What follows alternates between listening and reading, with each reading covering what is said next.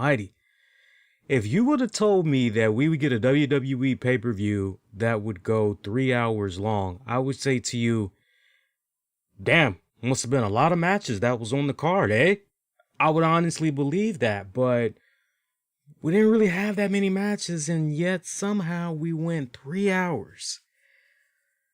Only a couple of good things really came out of this pay-per-view too, man. Only a good couple of things came out of this pay-per-view. Everything else was pretty... That's the nicest way I can put it. Hey, if you want to real quick, go grab yourself a drink. You want to go let the dog out, go ahead and do it right now. All I got to do is slide in my custom thumbnail here. And pretty much we got ourselves a show. So that is it. Just give me a quick second here. Testing everything out one last time. Making sure everything looks good to go. Making sure everything looks good to go here.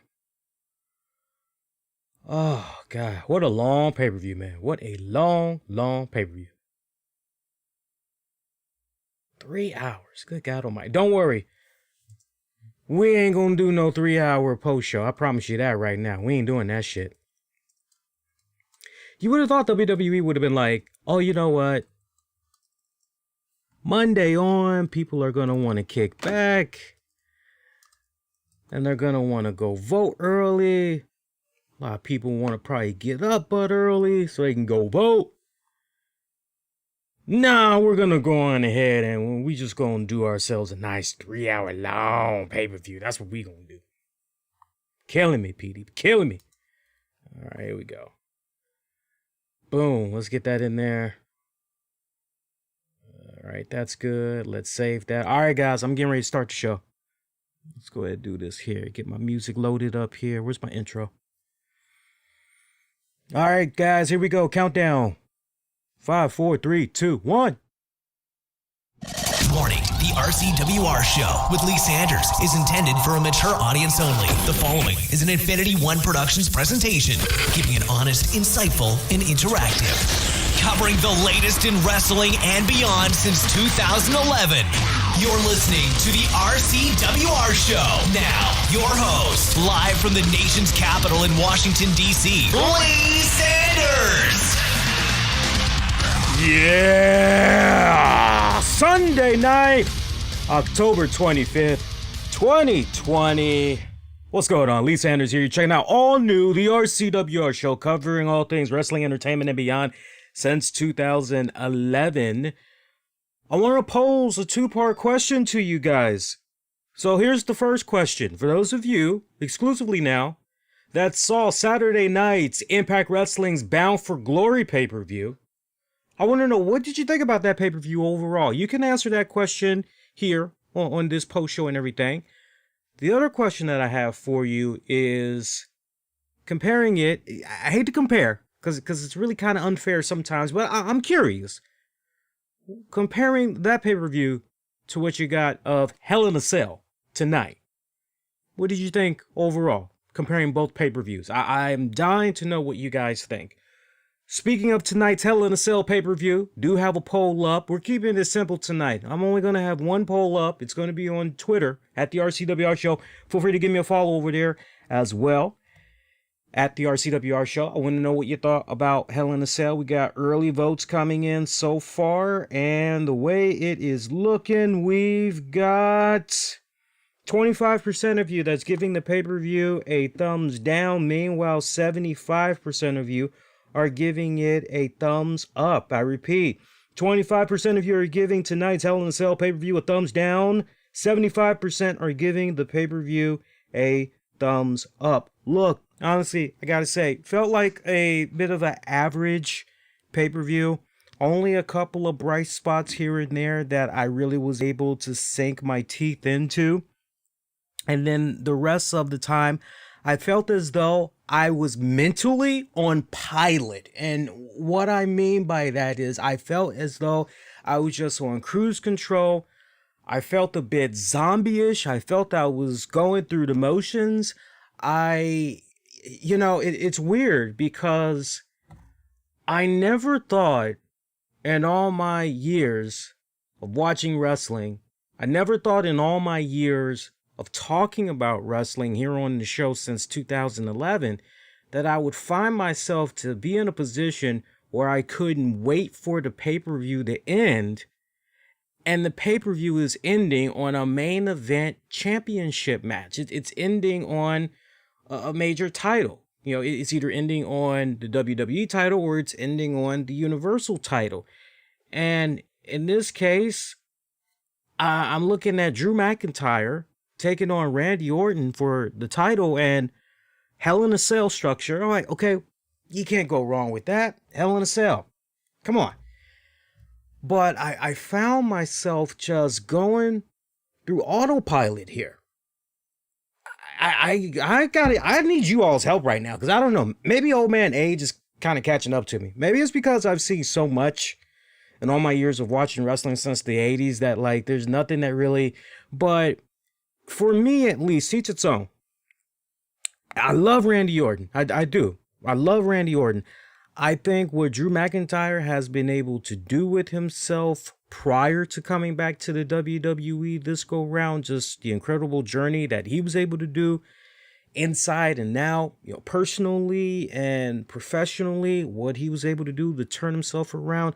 I think in the long haul of things, it helped him out tremendously. I definitely feel that it made him mature on many levels. But there was just something about this program between these two men that I never really got behind. I never really did. And I tried to do my best to tolerate things with regards to this feud, just to see where it was all going to go, just to see if maybe I could really, truly get behind it and everything.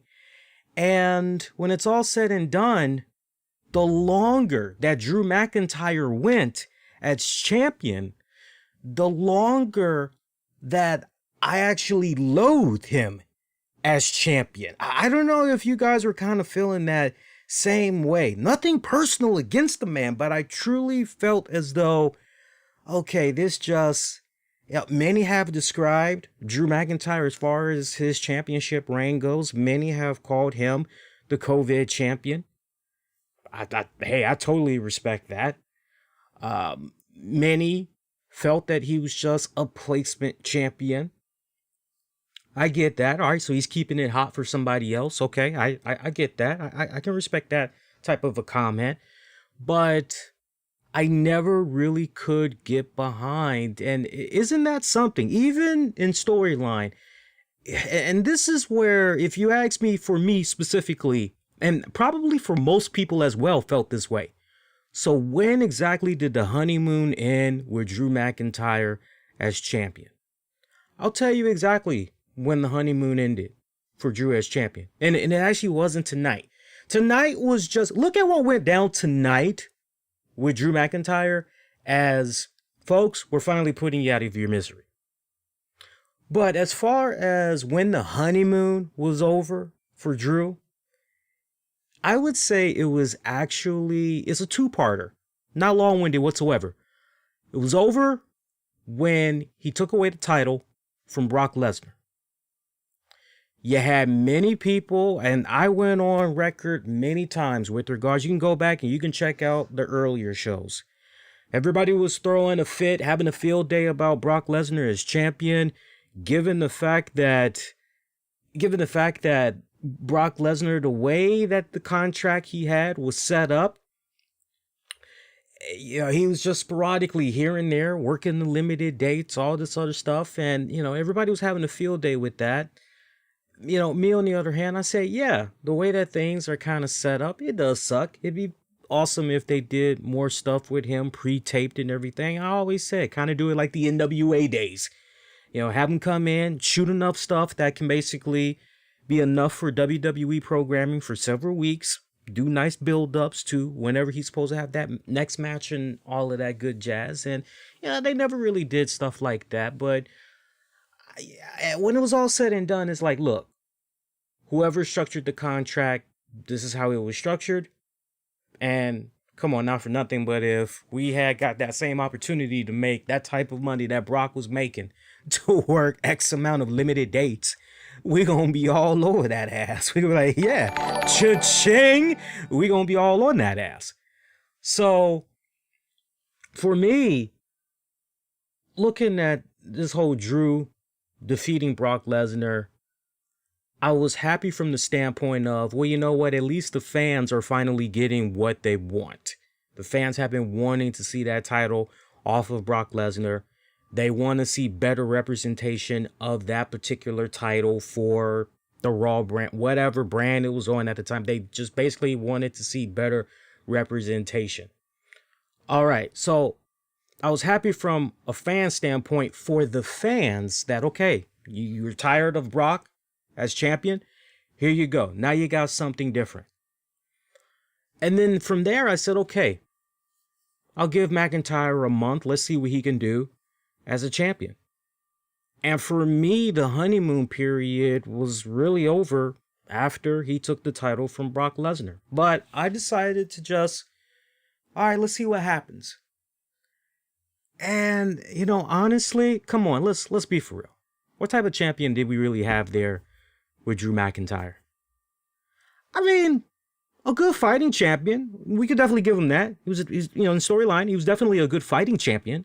But I mean, outside of that, where could you really go? I mean, come on, y'all are longtime WWE fans. Compare his reign to the reign of, hell, PWI's at one point #1 guy of the year, The Miz. His infamous run as a WWE champion. You can actually legitimately compare Drew McIntyre's reign to The Miz. And I could make several valid, damn good arguments that Miz's title reign, for what it was worth, be it short, was more interesting, was more fun, was more energetic than Drew McIntyre's run as champion.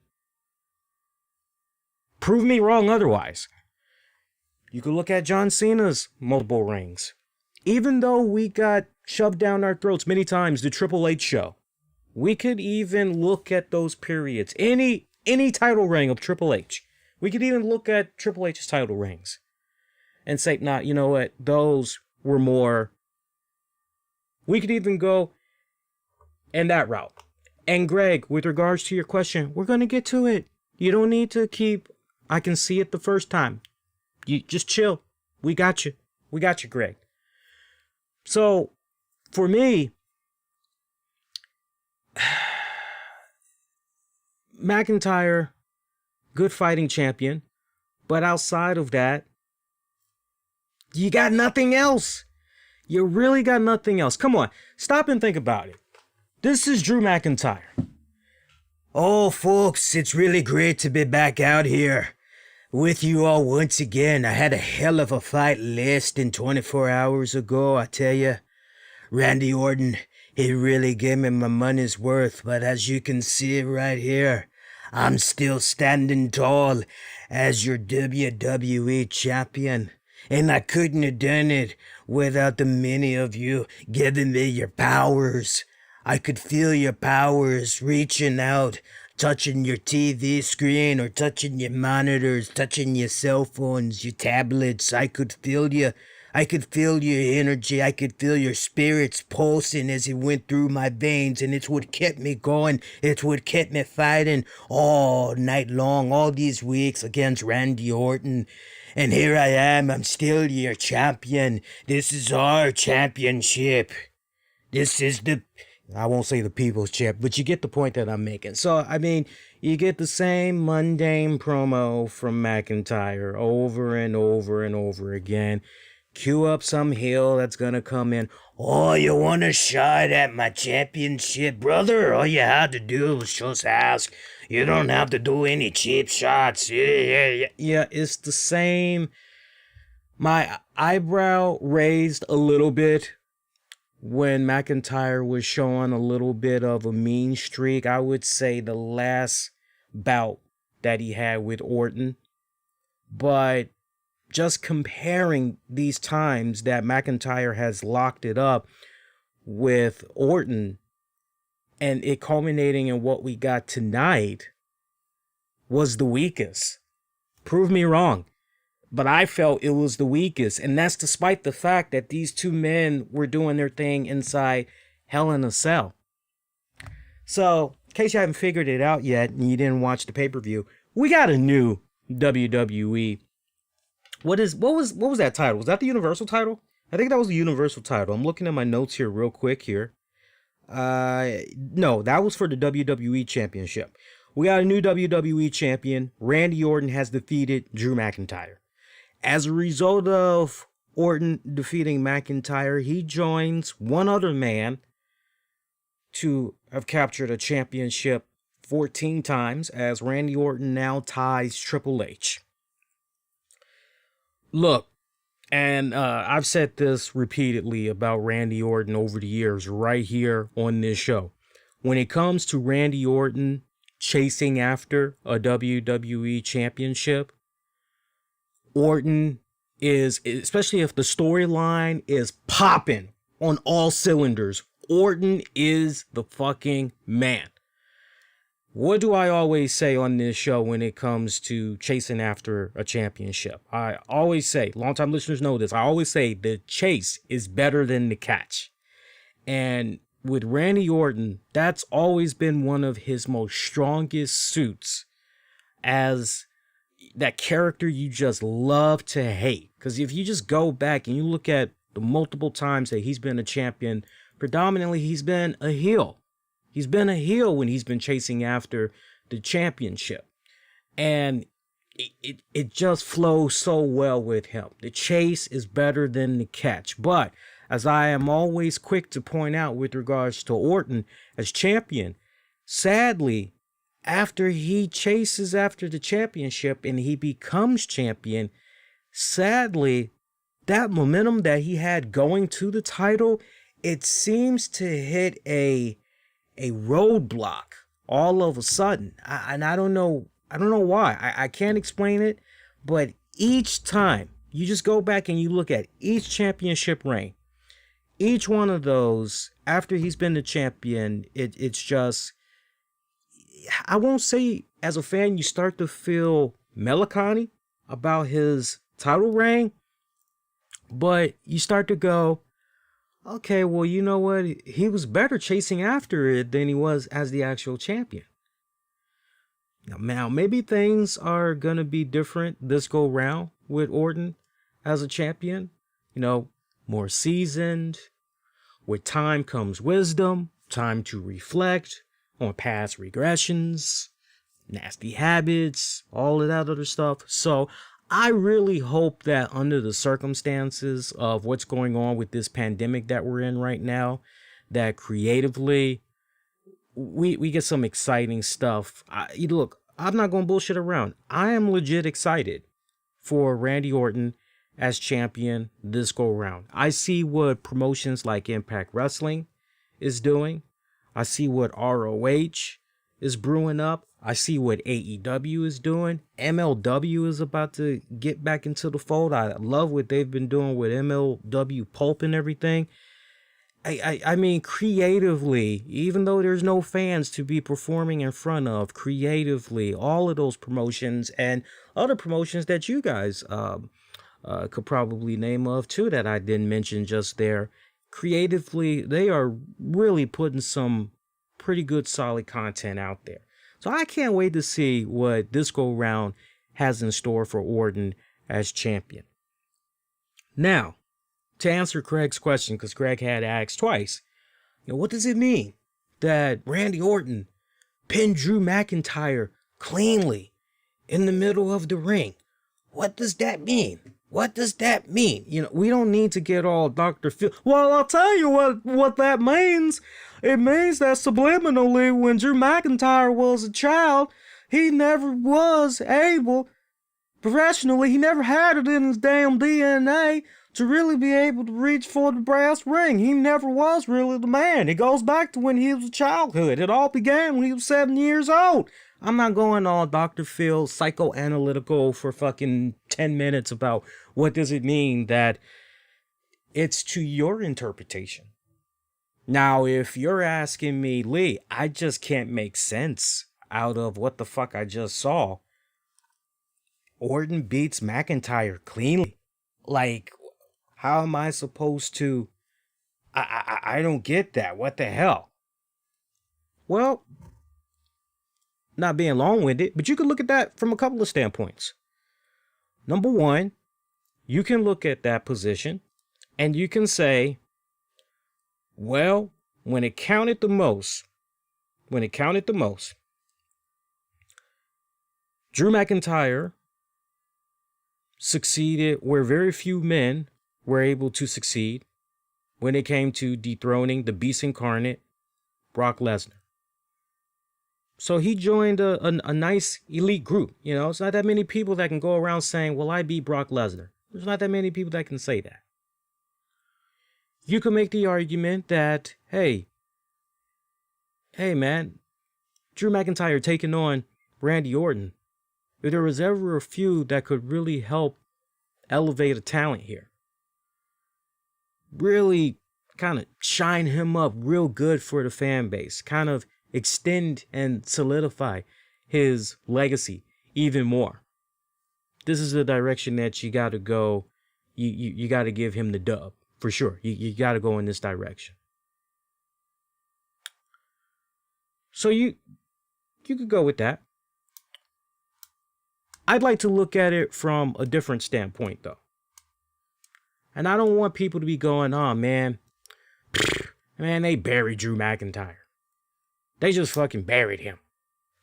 That wasn't a burial, which you saw tonight, of Drew McIntyre. 2 cents from a distance, I honestly feel that McIntyre will have many other reigns as champion. This is not going to be his first and only. He's got more. Well, technically second, or third. He's got more title reigns as far as in the WWE goes. He's got more World Heavyweight Championship opportunities. We haven't seen the last of. So don't even think for a second that's it. That tonight, that's it. But what I will say is think about it. Where exactly were you supposed to go with Drew McIntyre? Just say he defeats Randy Orton. Where exactly were you supposed to go with him afterwards as champion? Factoring in the draft and everything, where exactly were you supposed to go? What, were you supposed to have Drew McIntyre feud with The Fiend? Were you maybe supposed to go in that direction next? It amazes me that with regards to The Fiend, Bray Wyatt, this man keeps going through W's, or actually lack of W's, and he has racked up more L's than probably anybody on the roster, and he continues to be relevant. He continues to be a badass. I think that's a testament to the creative genius mind that he has and what he's able to do and been able to do all these years as far as reinventing himself. I think that's a testament to him and his character and all, just the whole creative process with him. I think that's a big testament to him. But what, were you supposed to have McIntyre feud with, what, were you maybe eventually supposed to do something with McIntyre and Retribution? Were you maybe, I don't even think the writers know half the goddamn time what to do with Retribution, and it shows. It freaking shows. So there is a bunch of uncertainty with McIntyre at the helm as champion for the Raw brand, especially as far as, okay, well, you know, what was he supposed to feud with AJ Styles? Was he maybe supposed to go in that direction next? I mean, if push comes to shove, but see, what I've always noticed, I've been one of the select few to point this out. And I always bring this up yearly. And maybe for newer listeners, maybe now that I'm bringing this up, you guys will take note of this going forward. But I have noticed a nasty pattern that WWE has had for many years now, which is this. Whenever a new champion is crowned at WrestleMania, it seems that champion will hold on to that title up until at least SummerSlam. They're guaranteed. It seems that way. It seems like WWE likes to do their experimenting. Okay, we're going to go from WrestleMania, tail end of winter, and we're going to ride that into the summer.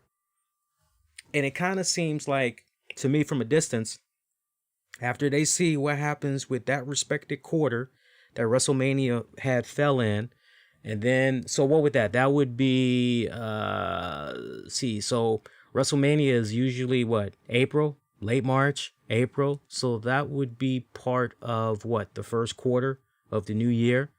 So that champion, whoever becomes champion at WrestleMania, they are almost guaranteed 90 days as champion, which gives WWE enough time to look at the quarter reports to see how things were financially and everything. Now, obviously, with everything that's been going on with COVID and shit, that's kind of put a hamper on a few things. Yet, gotta make sure we stress this. WWE has racked in a lot of money despite the pandemic.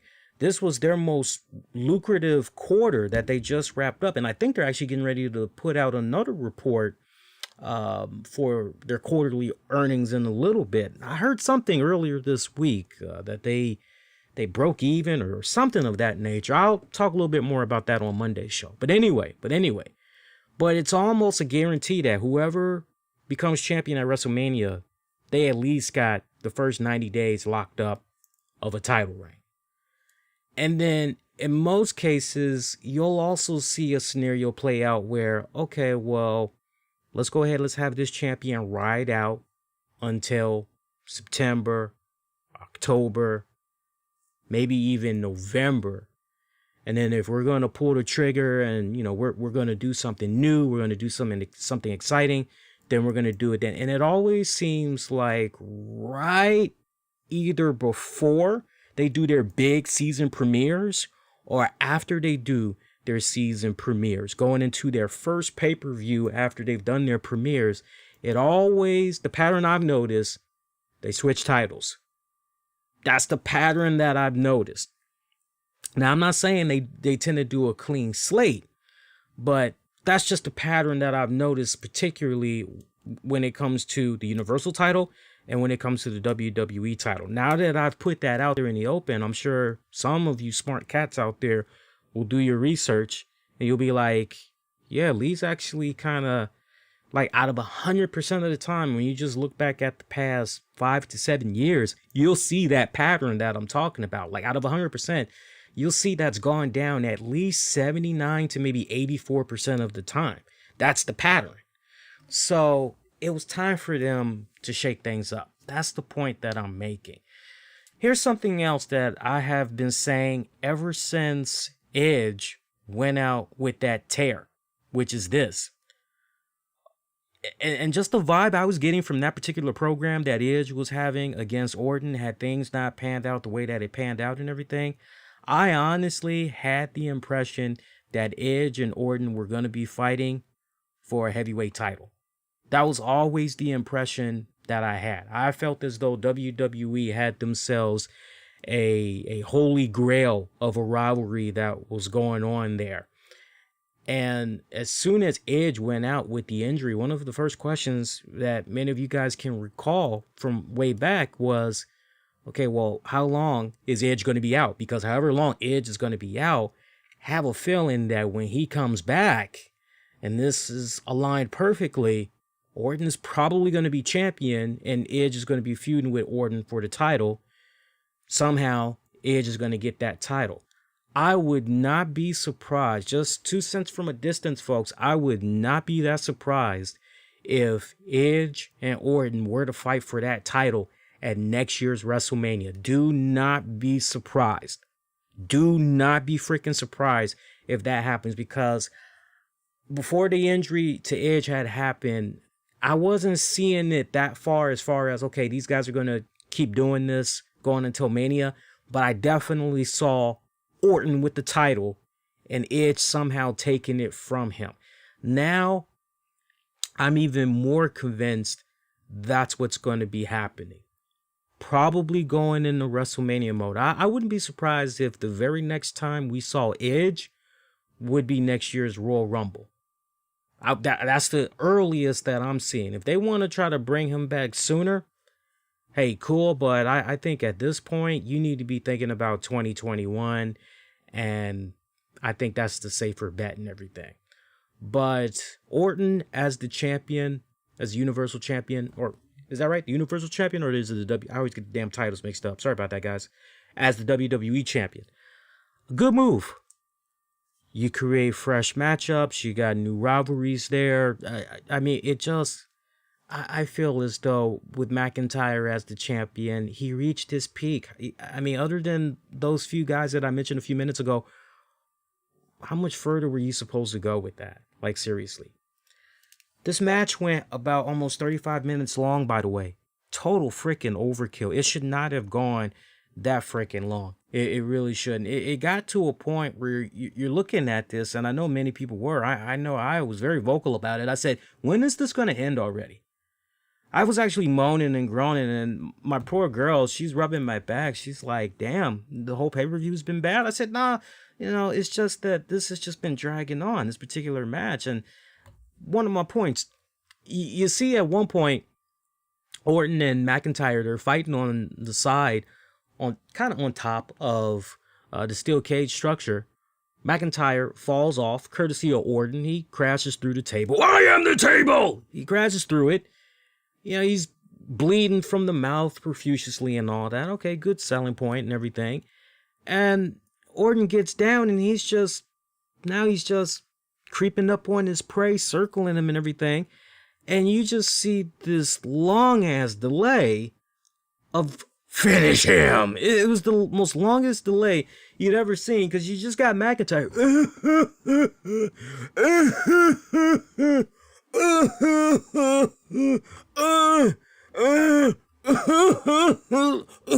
I'm like, fucking take him out of his misery already.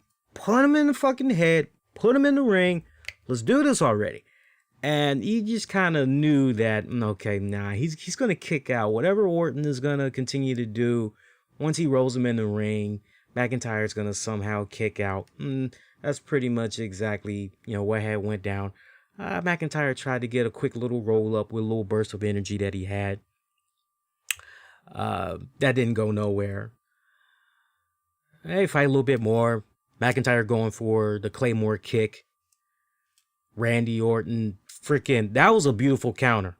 That Claymore kick that Drew missed and Orton just freaking dodged it like I don't know. That was beautiful. Everything just pretty much ending on Randy Orton connecting with an RKO. Picking the 1, 2, 3. If I'm not mistaken, I believe that was the second RKO Orton hit in that matchup, as the first one didn't get the job done. 1, 2, 3. I mean, pretty much Orton, new champion. I don't look at that as a burial of Drew McIntyre in any type of way. And I don't think, look, I would be shocked to hear my fellow friends, colleagues in the podcasting world call what went down with McIntyre tonight as a burial. I think, if anything, burial is such a strong word too. If you want to maybe say, well, talk about not exactly having confidence in that individual anymore, then I would say put that tag on Otis. We'll talk about Otis in a hot second for very, very valid reason.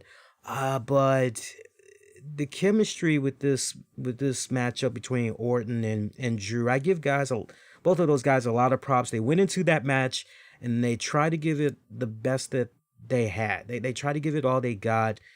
But it just wasn't there. It just wasn't there. I could feel the chemistry between the two men, but there was just something about this particular matchup that it just did not. It didn't click. It didn't click for me. I see online it didn't quite click for a lot of people. So it is what it is. I think we all could be in agreement that have seen our fair share of Hell in a Cell matches. Probably the least favorite. If you were to really sit down and just make a top list of all the Hell in a Cell matches that has transpired in the WWE, period, like since the analytics of time, I don't see how anybody could put this particular Hell in a Cell match in their top 10. I just don't see that.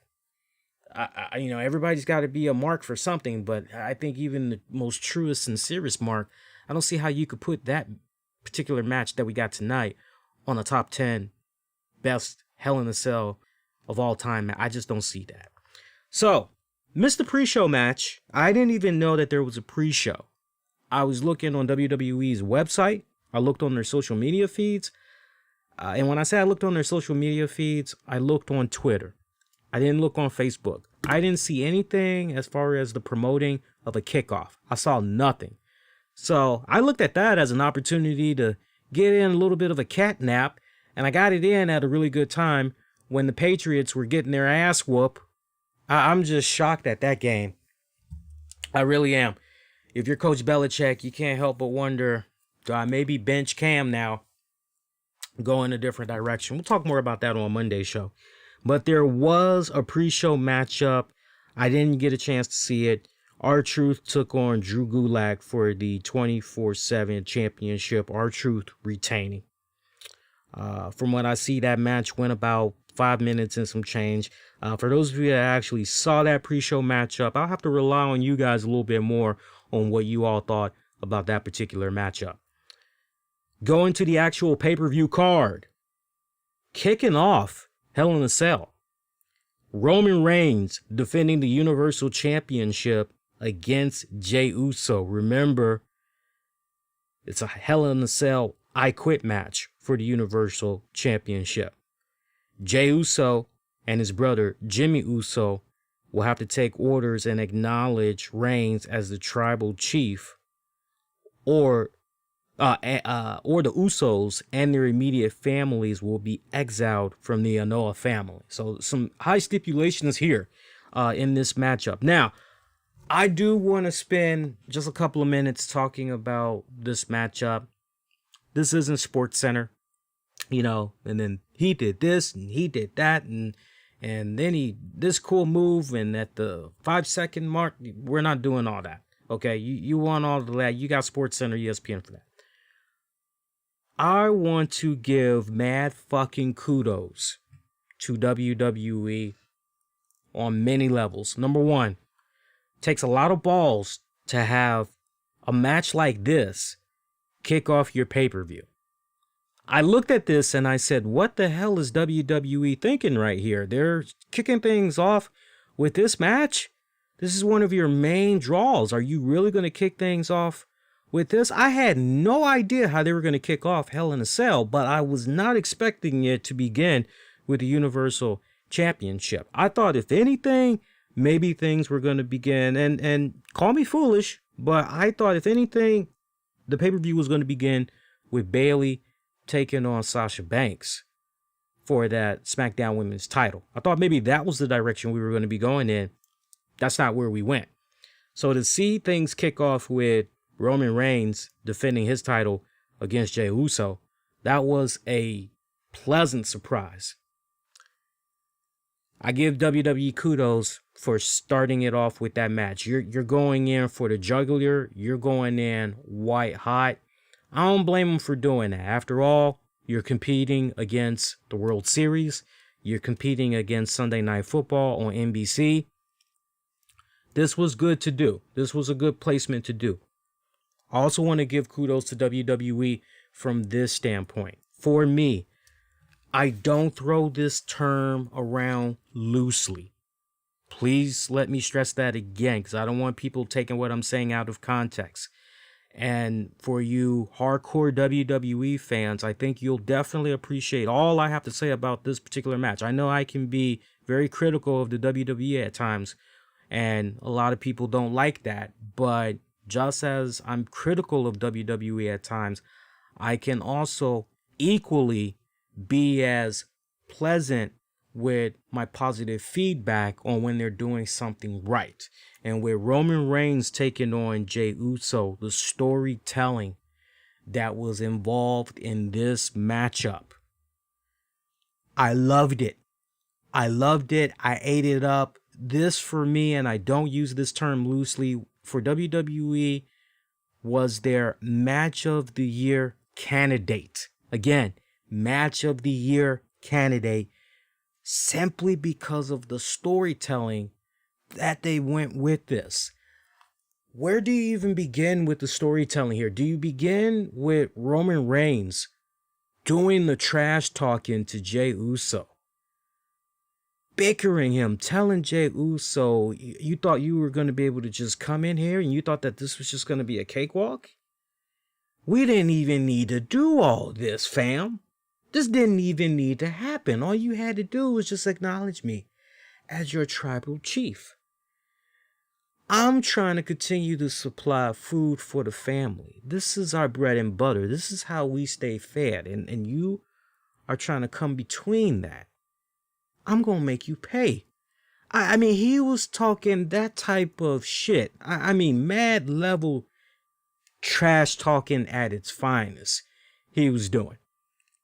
And I couldn't help but laugh my ass off and just really get into this. And I mean, as he's kicking his ass, he's just continuing to talk shit. Jey, for his part, he was coming right back. He was talking some hot garbage too, but Roman Reigns was really going in there and he was delivering. I mean, his lines was just, it was perfect. It was perfect. And if Roman was just saying whatever was coming to mind, if that was him unscripted right there, if somebody just said to him, look, talk mad shit, you know, these are your bullet points, just run with it, that's great. The looser, the better, I say. But he delivered out there on so many levels, did Roman Reigns. Right down to the point, as you have been following SmackDown and you've been looking at this new Roman Reigns that has surfaced in his alliance with Paul Heyman, you're going, man, this guy, Roman Reigns, he's really coming off as a fucking prima donna, isn't he? He's really coming off as an arrogant asshole. What the hell?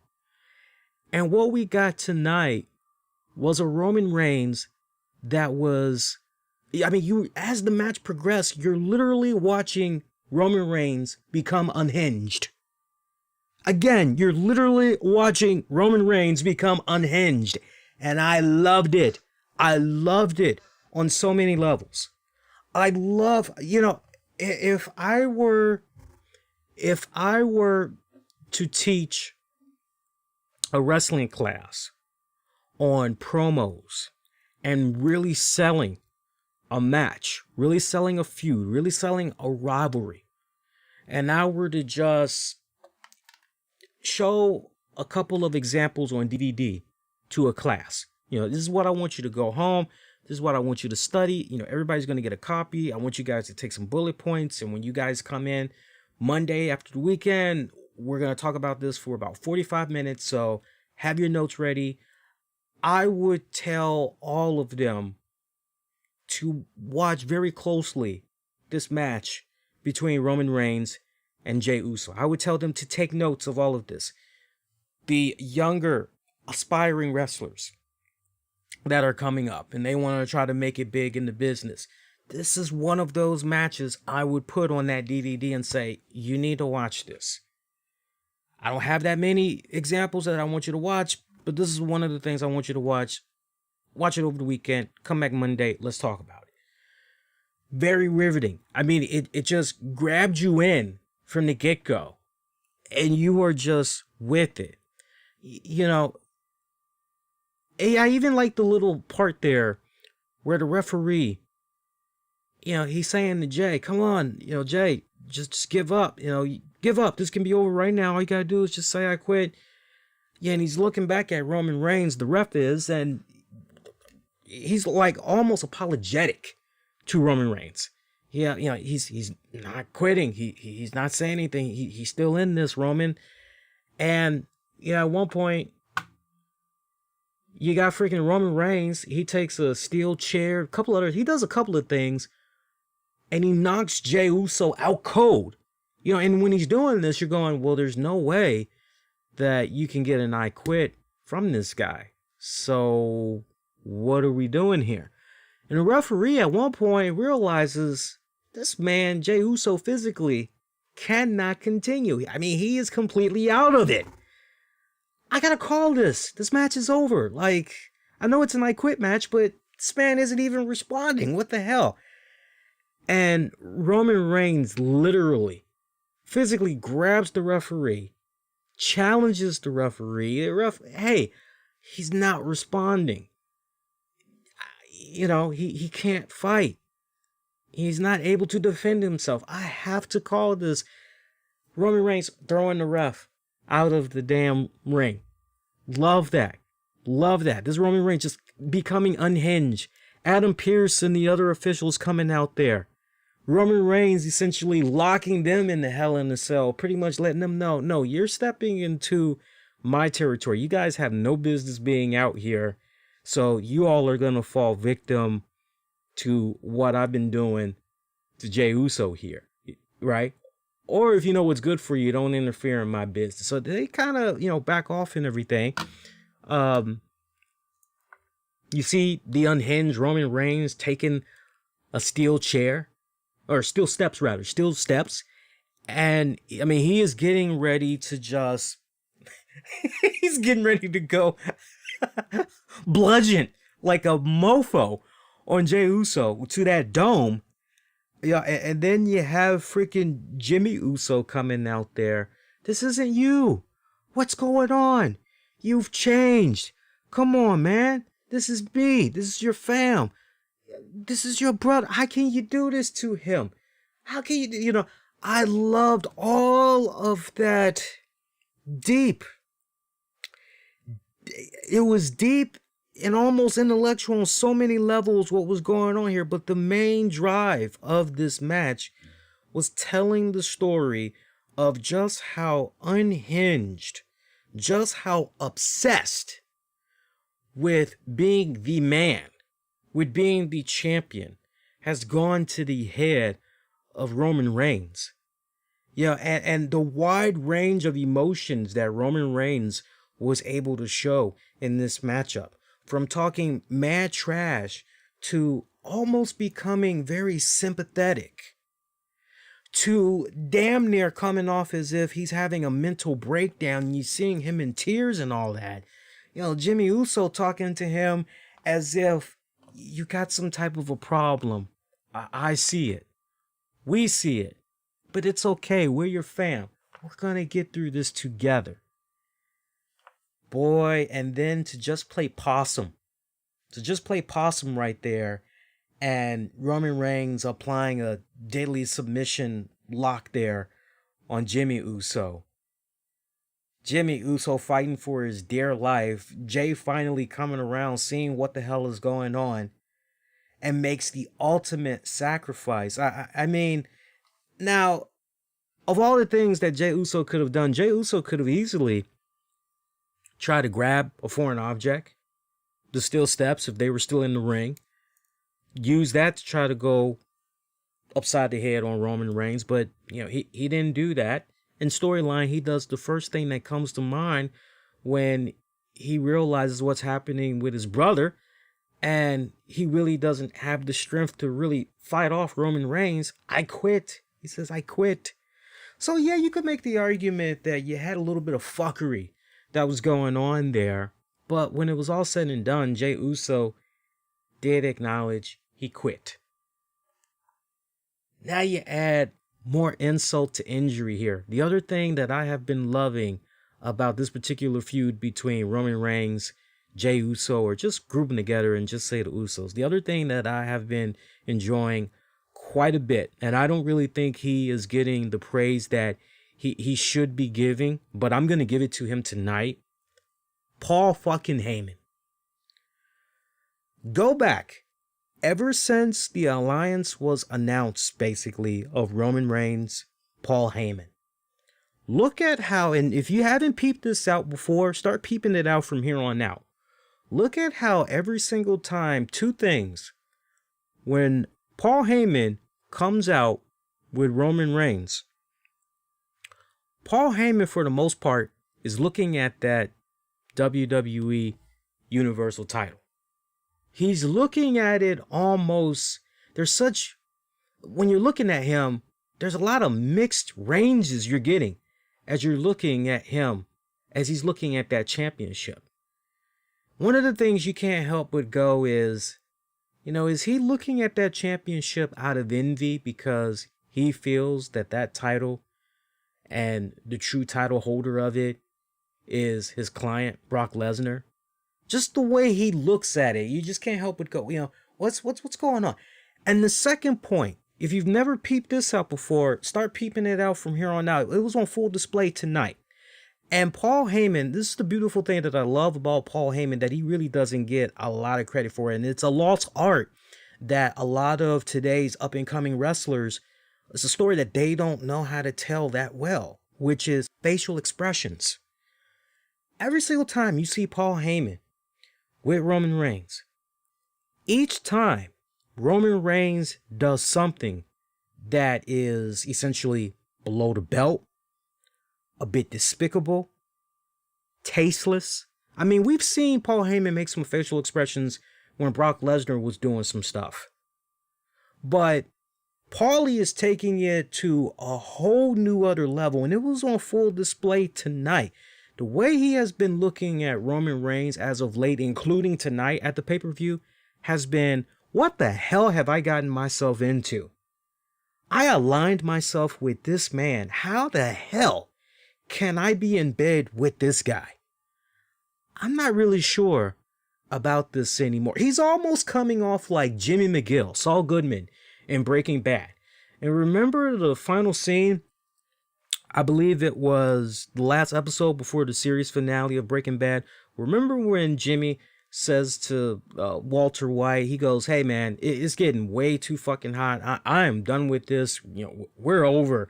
And Walter White says to him, I told you a long time ago, we're over when I say it's over. And he's pretty much, bitch, get back in line here. We ain't done till I say it's over. But that final time, Jimmy's like, you used that on me once before, but no, shit's gotten too hot now. Nah, you gonna fight this battle on your own. Paulie is essentially, I just feel in my bones in storyline, we're going to get to that point where Heyman is going to be like, I've done some fucked up, shady, and despicable things. I admit it. But man, what Roman has been doing, I want to remove myself as counsel. And I can just see Roman coming right back. No, you don't walk out on me. I walk out on you.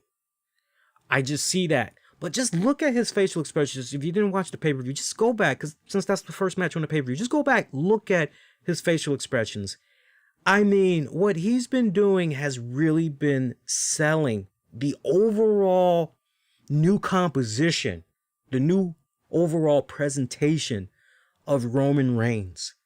And yeah, I'm loving it. This new Roman Reigns, I've been enjoying the ride so far, and creatively, it really seems everybody in WWE, including the talents, Roman Reigns particularly, they all need to be patting themselves on the back for what they did with this matchup. It wasn't so much about the in-ring action, but really it was just about the showmanship, the storytelling that was going on here. Great cast of characters that was just superb. I can't say enough, cannot sing the praises enough about it. Good stuff right there.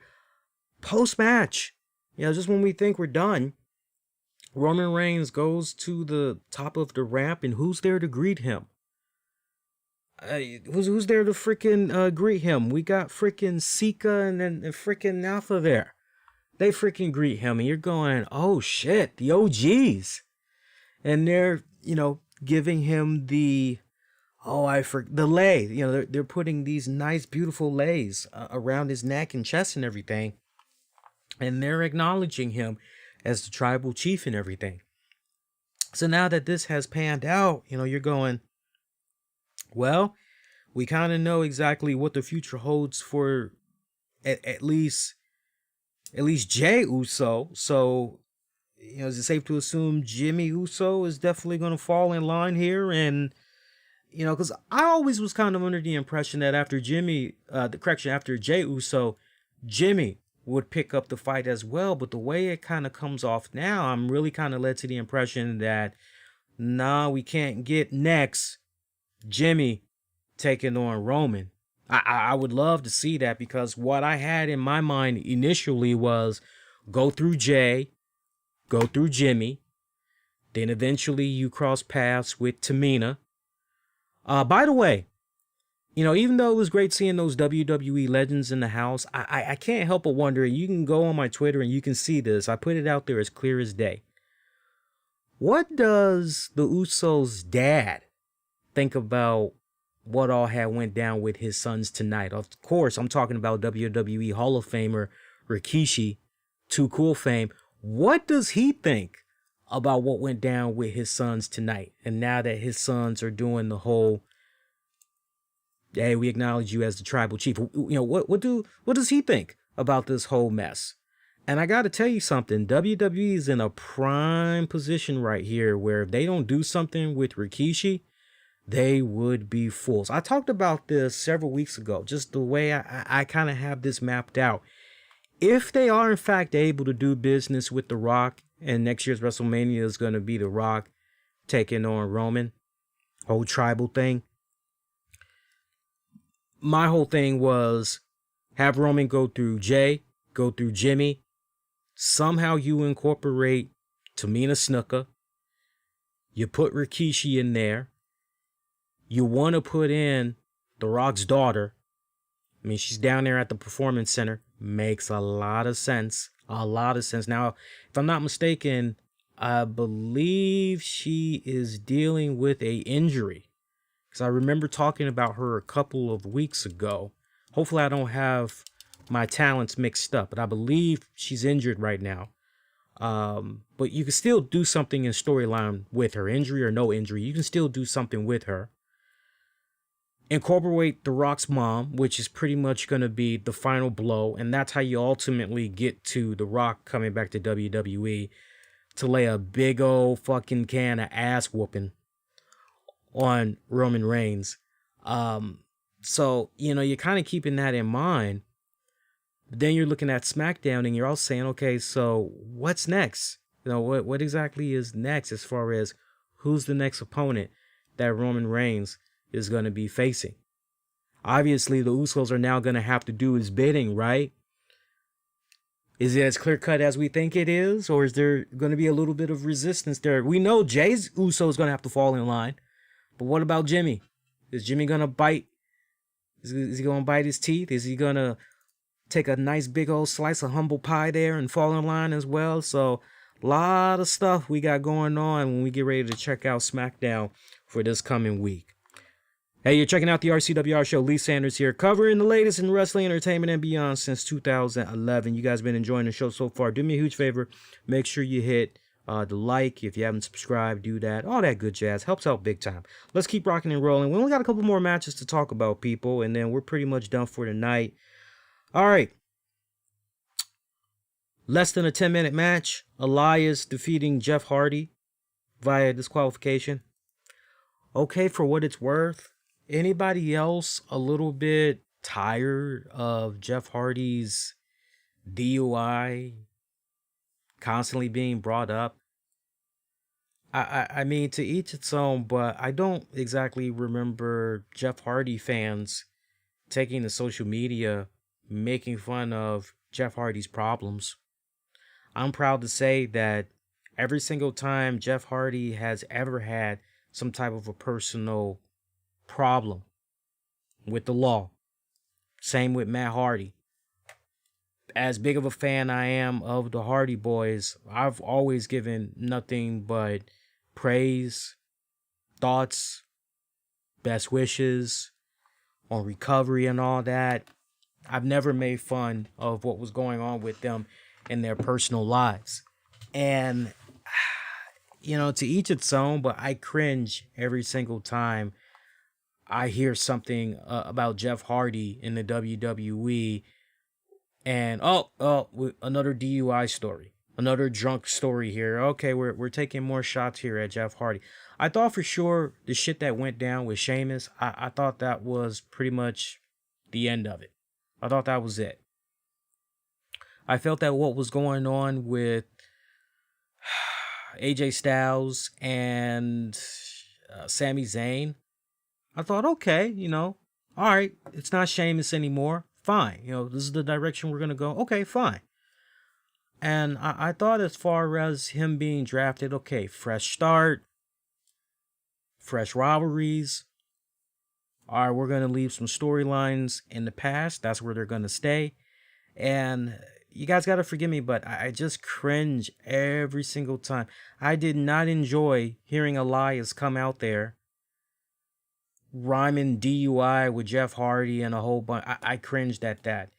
If there was any interest I had in seeing this particular matchup, it went out the window as soon as I heard freaking Elias doing his stuff there. I just feel that for WWE creative, I just feel, now look, I would like to believe the writers are better than what they've been able to come up with so far for Jeff Hardy. I would like to believe that they're better than that.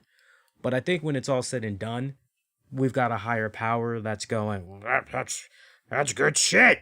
Anybody could get behind this. Prove me wrong otherwise. But that's just how I feel. So I really was out of this matchup. I'm glad it ended as short as it did. So pretty much, closing moments, Elias actually grabbed his acoustic guitar, actually tried to hit Jeff Hardy with it, misses, Jeff Hardy counters, takes the guitar from Elias's hands, smashes that guitar on the back of Elias. Referee has no choice but to call for the bell. Wish I could say that's the end of the feud, but sadly, it's not. These guys are just getting started. They're going to keep on. Oh, joy.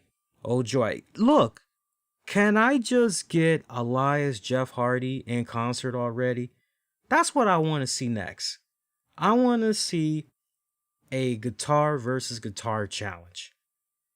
We don't need to do this DUI crap. I thought for sure with Elias coming out tonight, I thought for sure he was going to say something along the lines of Jeff Hardy interrupted his encore earlier in the week because he's jealous. He wishes he was as handsome as Elias is. He wishes that he was as good of a guitar player as he is. And I thought maybe that would set up Elias and doing another song or whatever, and then Jeff Hardy pretty much interferes that way. But come on, man, the storyline's right there. Just do a goddamn guitar face-off. You're welcome. Miz taking on Otis, singles match, Money in the Bank contract. Of course, if you had watched SmackDown, then you know how all of this had transpired. But essentially, we got to this point as a result of a People's Court edition, if you will, that played out on SmackDown, where JBL was the lawyer. Miz and Morrison, they were essentially their own lawyers. Really, Miz was the lead lawyer for the defense or whatever. And when it was all said and done, originally JBL was going to rule in favor of Otis. However, Miz and Morrison, safe to say, they either bribed Judge JBL with a briefcase, because you see the briefcase, but you don't know what was in it. So they either bribed JBL with a briefcase full of money, or they bribed him with a case full of beer. And essentially, JBL, whatever decision, and it really did came off as if he was going to rule in favor of Otis, he instead ruled in favor of Miz, and thus this match with Miz, Otis came about for that Money in the Bank contract. Miz picking up the W, got some help from a very unlikely source though, and I don't think a lot of people had saw this one coming. I toyed with the idea, but I was never vocal about it, so I can't be on this show tonight saying I knew it, I called it, because I'd be lying. So I toyed around with the idea, but I never publicly talked about it on air. But Morrison causing a couple of interference here and there. Referee kind of got wise after a while and just decided, you know what, let's simplify things. Threw Morrison out. Now, it would have made a lot of sense to go ahead while you're throwing Morrison out, throw Tucker out as well. But the ref continued to allow Tucker to be at ringside. Well, that was a bad decision because at one point while the referee was either taken out briefly or distracted, Tucker had grabbed the Money in the Bank briefcase and he went upside the head of Otis. Miz looking shocked, going, what the fuck? But he capitalized. He picked up on the spoils there. Into the spoils goes the victor. Miz is your new Money in the Bank contract holder. Now look, long-time listeners know how much of a big-ass fan I've been of The Miz. I still remember when me and my old broadcast partner did our mock draft. It was many years ago. One of the things that we had brought up was Miz. If I remember it right, I think it was Miz, Dolph Ziggler. I sadly can't remember the other two guys, but we had a new version of the Four Horsemen. And we were both like, yeah, this would kick mega fucking ass. And it made sense when you saw all of these guys. But I've been a fan of Miz for so long. For so freaking long. And as I've said repeatedly about Miz on the show over the years, you want to talk about somebody that is a great workhorse. You need somebody to go do this interview at 5 o'clock in the morning, Miz is the guy. You need somebody out there on the baseball field at 9 o'clock throwing out the first pitch, Miz is your guy. You need somebody that can go to the Boys and Girls Club, go to this library, then go to this public school, and, Miz. Oh, you got a TV spot where you need a guest host. Okay, Miz is the guy. Oh, you need a judge for your TV show. Miz, it's like, when has Miz been known to say no? Oh, we got this new movie and we have this guest starring role. Okay, Miz is just awesome on so many levels. No pun intended, but he really is. You can apply that to the real world. And I say this, when you have that employee that comes in, day out, never misses a shift. Don't be doing a no call, no show. It's prompt as they come to work on time. But aside from all of that, they go in there and each time they're on the clock, they always hit a home run. People always sing the praises of them and their work. You got to acknowledge that. You got to reward that. And I'm really happy that Miz got this contract. I legitimately am. You realize that it's been 10 years? Think about that for a second. 10 years since The Miz had a Money in the Bank contract. So essentially it's been like, God, when you really just stop and think about it, it's essentially been like 10 years since Miz has been a WWE World Champion. So for a guy that has just continued to go in there, and sure, he's expressed his frustrations over the years about, but the way he goes about things and just continuing to go in there, whatever is asked of him to do, if he's got to go in there and put somebody over, if he's got to be involved in some silly ass freaking, spot that comes off embarrassing, like, whatever is asked of him, he goes there and he does it. No fuss, no muss. He goes in there and he just does the damn thing. You gotta reward that. You just do. And I couldn't be happy for the man. I couldn't. Long as I've been a fan of his, couldn't be even more happier than I am tonight for the guy. Great show going on with Miz and Mrs. They're coming back for another season.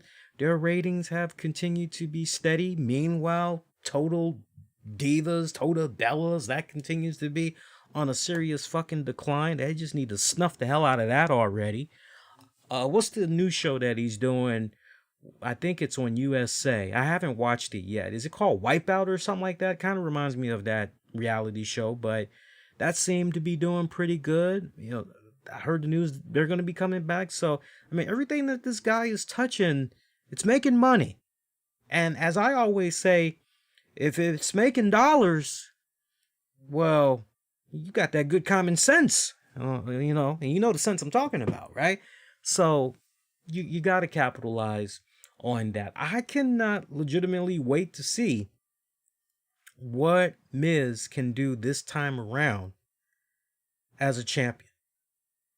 And I love the fact that he put in storyline everybody on notice. Universal Champion, WWE Champion, you guys are on fucking notice. Like, essentially, you've been served. You ain't gonna know when, you ain't gonna know where, but I will be cashing this in. You're like, okay, cool. Of course, now you got, well, why Tucker? Why did Tucker do what he did? You know, they caught up with Tucker backstage. I can't remember. I think it was Caleb Braxton that caught up with Tucker, and Tucker essentially said, you know, we're supposed to be a team. And everything has just been all about Otis. You know, I've been doing all the dirty work for Otis. I'm the one that's been staying in the background, being silent while Otis is getting all the talk time and everything. You know, I'm tired of it. It's supposed to be a team, but this is really about Otis, and I'm fucking tired of it. I'm done with it. So, you know, he delivered his lines pretty damn good. I could understand the level of frustration where he was coming from, to see Otis charge at him and like a chicken shit heel, Tucker goes running. I love that little bit of an aspect to it. That was funny. That was good and everything. Look, with regards to Tucker, they needed to do that move. They needed to, because when it's all said and done, you look at what was going on with Tucker up until that trigger was pulled tonight. And sadly, with Tucker, it seemed as though creatively, there was nothing. There was nothing. And you just couldn't help but say, you know, what the hell are we doing here with Tucker? You know, you legitimately wondered if Tucker was going to make it into the first quarter of 2021 because of everything that was going on. You just couldn't help but wonder, like, okay, he's still here, but, you know, what exactly are we doing with this guy? Like, seriously, what are we doing with him? So it's very interesting what's going on here with Otis. But here's something else that I'm trying to wrap my brain around. And correct me if I'm wrong, guys, but isn't Otis on one show and Tucker is on the other show? So I'm a little bit confused there, because if that's the case, then I'm trying to understand, okay, well, how can we continue to see these two guys play out on WWE programming? Like if they've been separated, why do we continue to see this cross branding? When does things start to become exclusive here? So one of the things I'm going to be paying attention to going into this week's programming is, okay, how are we going to get to that point where, you know, it's obvious Otis wants to get him a piece of Tucker. Now, just wishful thinking, but if I'm setting this up, I'm going to have Otis in storyline. I'm going to have him pop up just as Otis on Monday's Raw, while Tucker has some type of a tune-up match or whatever. And maybe afterwards, somebody can get him a microphone and they can say, hey, you know, congrats on your first W here as part of the main roster here on Raw. As we had saw less than 24 hours ago, you betrayed your best friend, Otis. You cheated him out of his opportunity to continue being the Money in the Bank briefcase holder. Why did you do those despicable actions, give him an opportunity to talk right there. But I personally would love to see Otis crash the scene. Nice little beat down there. Officials come out, pull them apart. Otis gets fined because he has no business being on Monday Night Raw, right? He has no, that's not his show. So I would like to somehow see a scenario play out where if we are going to go into the next pay-per-view where these men are going to fight, we got to clean things up right now, because I thought the whole purpose of the whole draft, you know, we're supposed to see exclusiveness. I'll use that word. Exclusiveness. So, yeah, your guess is as good as mine where things are going to be going for the next coming weeks. But that's where I'd like to see this storyline go, because just two steps from a distance, it really comes off as if these guys aren't done by a long shot. So we'll see what happens. All right, keep rocking and rolling. Good spot there, though. Good spot there. Look, oh, and as far as Otis, no longer the money in the bank briefcase holder, I think when it's all said and done, to be honest with you, I think whatever momentum that Otis had, it just slowly declined. It just slowly went on a decline. And probably one of the last coolest things that you had going on with Otis was the stuff there with Mandy. And essentially, you know, once you take away Mandy from the whole Otis Tucker thing, then it's okay. So, you know, what are you really left with? I mean, yeah, in storyline, you could have essentially had Otis go ahead and be a really good sport, cash in that briefcase for some tag title gold. You could have easily done that. And Lord knows there was plenty of opportunities to do that. And in storyline, Otis didn't do that. And I hope that when it comes time for Tucker, I hope in storyline they actually have Tucker say that. Many times we had golden opportunities to become tag champions. Golden opportunities to capitalize. And Otis, I begged him, I pleaded with him. He didn't want to cash the briefcase. Here he is, the ultimate selfish MFer, thinking about himself and not thinking about his buddy. I felt like I was riding his coattails all this damn time. It's justifiable. Still messed up what he did in storyline, but it's justifiable when you really stop and think about it. But no, I mean, after you take away the whole Mandy thing, whatever momentum that he had going on right before he got paired with Mandy, it just serious decline. So maybe, I would be a fly on the wall to just learn about the whole creative process there with Otis. Was it a case where maybe they were having second thoughts about Otis as Money in the Bank? Or did they always feel that, nah, you know what, this is just going to be one of those instant gratifications, good feel moment for the fans, get them talking online. We'll leave it with him for a little bit, and then we'll figure out what we're going to do with that. We'll figure out if maybe we want them to cash in on some tag champs, or, maybe on one of the singles titles. We'll figure it out by then.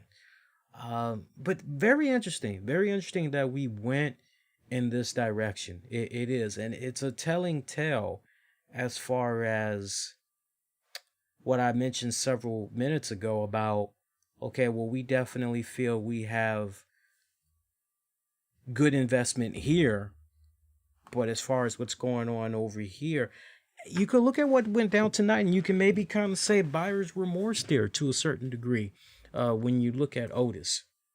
But now the question, after you get done with this rivalry between Otis and Tucker, where do you go next? What is the long-term plan? I mean, that's great if you got something lined up for both of these men for the next 2-3 months, but how about 6 months down the road? Where are you going after that? What about 7 months down the road. Where are you going after? And I really don't think WWE has thought that far with regards to that. Bobby Lashley had defended his Universal Championship against Flapjack. I know his name is Slapjack, but I like Flapjacks better.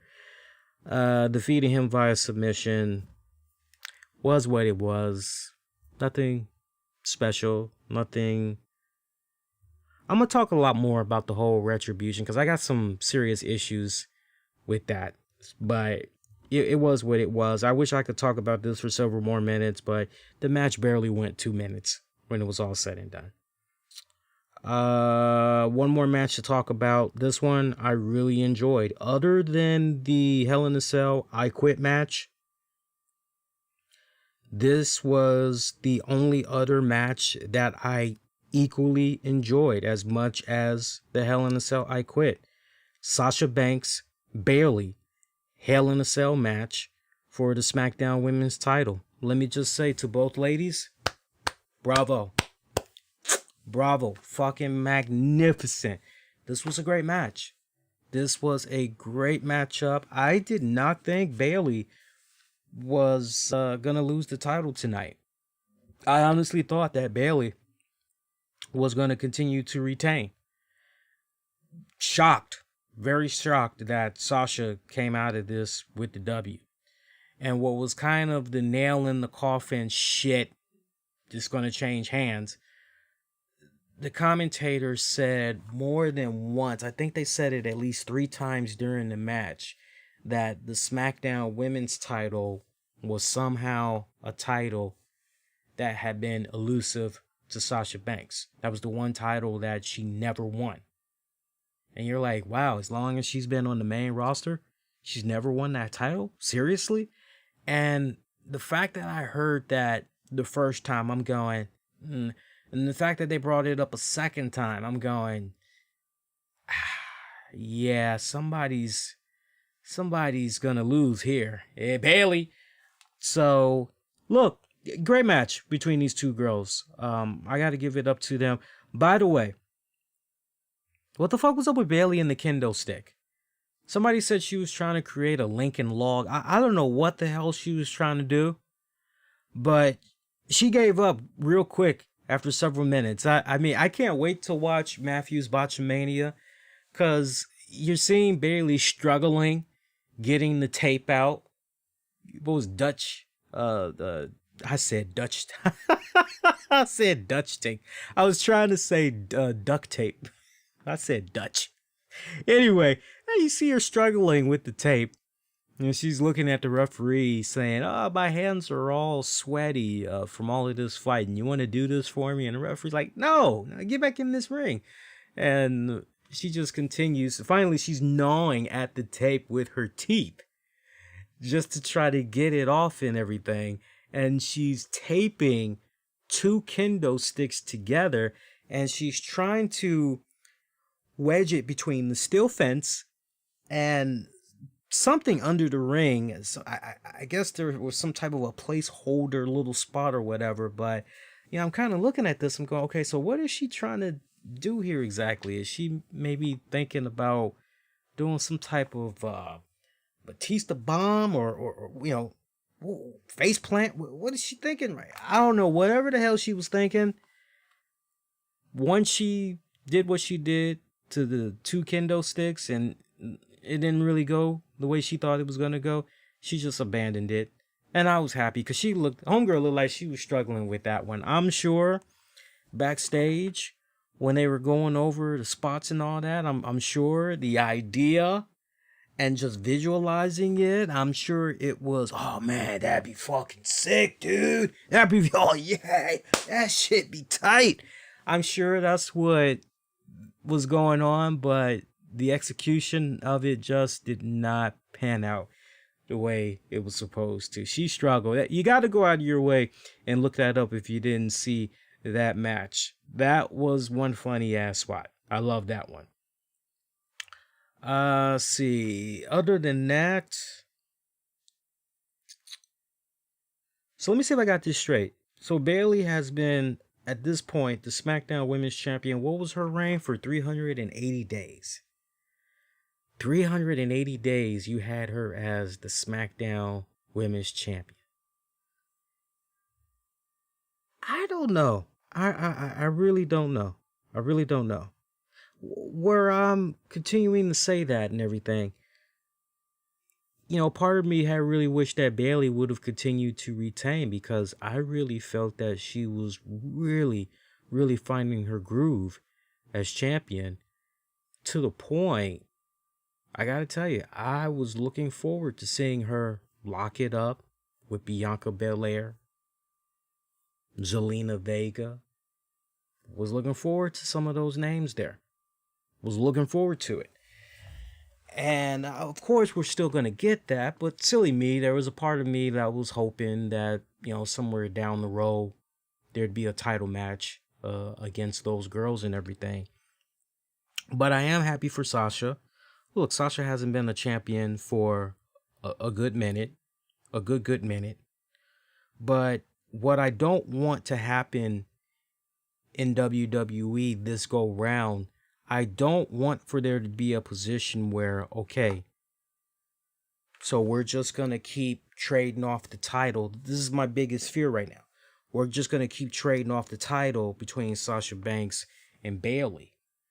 I mean, we see what's going on over on the Raw side of things, and, with regards to Asuka and her championship ring and everything. Look, she's been definitely the MVP as far as women goes. She's definitely been the MVP on Raw. But when you look at the SmackDown side of things, yeah, Sasha and Bayley, they've definitely been carrying the hell out of the show for the women. They've been carrying the hell out of it. But my whole thing, my fear is, let's not put ourselves in a position where this is all we're doing. It's just going to keep going back and forth between these two. And barely in the process are we elevating other women at the same time. Have we not learned anything from Ronda Rousey? That's like a really great example right there. And as I pointed out before, look, we got no Ronda right now. We got no Charlotte Flair. I mean, that's great. We got Sasha and Bayley that's continuing to go at it and everything. That's great. You go over on Raw, okay, that's great that you got Asuka and everything, but who are we building up to bring up to those levels of those respected girls, so that, heaven forbid, but the Charlottes, the Baileys, the Sashas, they want to take some personal time off the road, recharge their batteries a little bit, or maybe they're filming a movie, they're going to be away for 4-5 months, or knock on wood, heaven forbid this happens, but there's an injury. Okay, all right, so who's ready? Who can we, who's already been brought up to the level that can pretty much, there's no Becky Lynch right now. So that's my biggest fear right now. So I really hope that now that they've done what they've done with Sasha Banks as champion and everything. I mean, obviously, Bayley, I hope we do another rematch, because I would have no problem seeing these girls go at it again. I would have no problem seeing these girls go at it again. But, my wishful thinking is, I hope that the title was given to Sasha Banks just so that in storyline, hey, this is a title that has somehow eluded her, and she finally got it, because essentially she's a Grand Slam Women's Champion now as a result. So it's okay, great. And it drops right back to Bayley at the next pay-per-view. I'm hoping that's essentially what's going to happen, because I'm telling you, Bayley as champion, she was doing pretty damn good. I got to be honest, she was doing pretty damn good as champion. I loved her work tremendously. This new Bayley that's been running around, I've been a big supporter of it. I've always been a supporter of Bayley's, but I definitely was one of the first to say she needs a serious change. There's got to be something new in the air for her, because it seemed as though that whole babyface thing, it just really ran its course. So this new Bayley that we've been getting, and these two girls, they put on a clinic tonight. I will definitely give them their fucking props. They put on a clinic. their match was so fucking good that when I look at the rest of the card, they shined better than their male counterparts. They did. They shined better than their male colleagues. And that should speak volumes. That should speak high volumes. Now, you can look at that two different ways. Maybe even three different ways. One of the ways you can look at that is, well, hey, that's what happens when best friends fight each other. They usually bring the best out of each other. A la Shawn Michaels, Triple H. Like, come on. You could go that route. Or another route you could go is, well, creatively, it's pretty obvious to see where all the juices, where all the creative flow went into. Roman Reigns, Jey Uso, Sasha Banks, Bayley. Honorable mention, the Hurt Business, Retribution. But really those first two. Everything else is just kind of, we really don't kind of know. So you could look at it that way.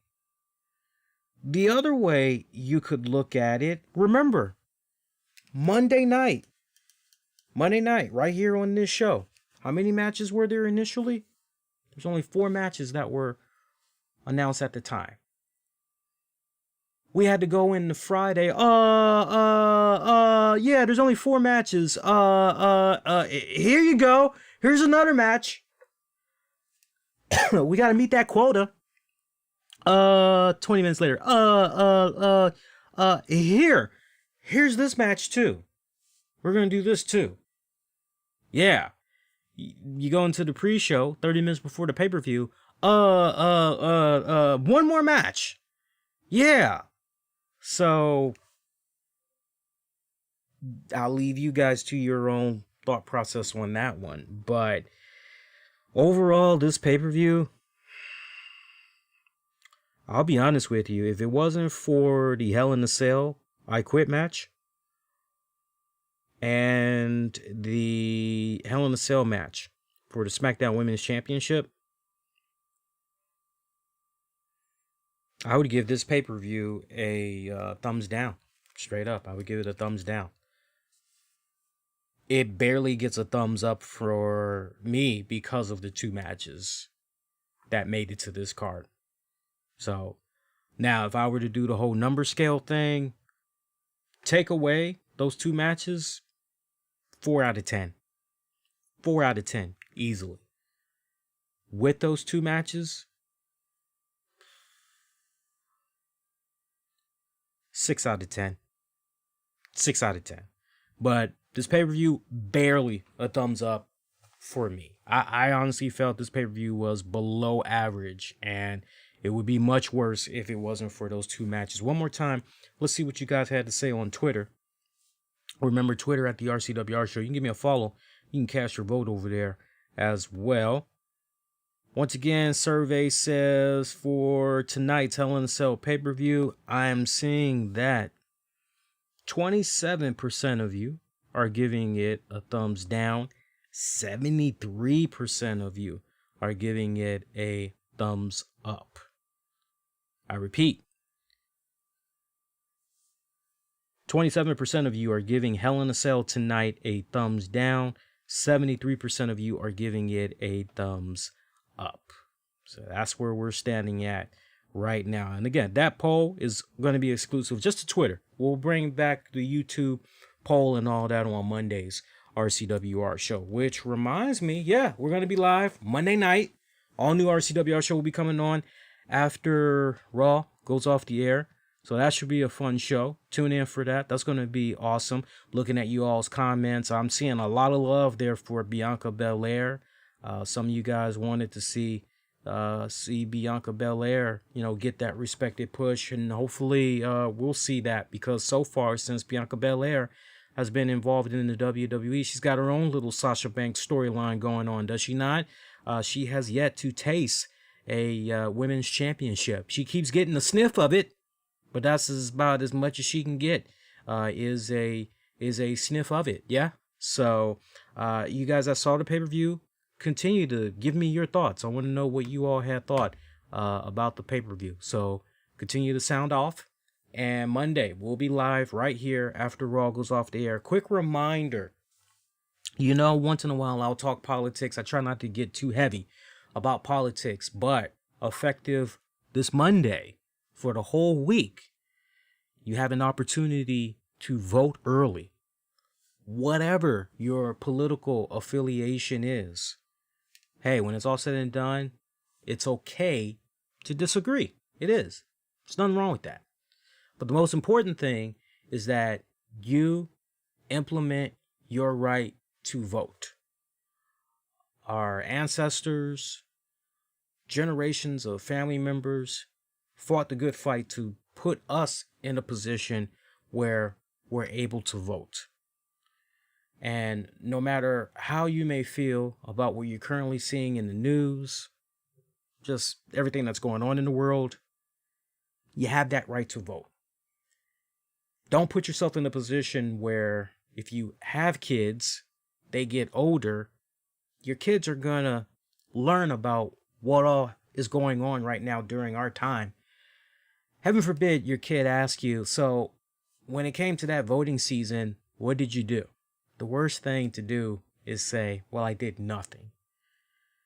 Please implement your voice, the call to action, vote. There's no excuse. They have made it so easy this go round to vote. Hopefully you put in the request for your mail-in ballot if you're concerned about this whole pandemic.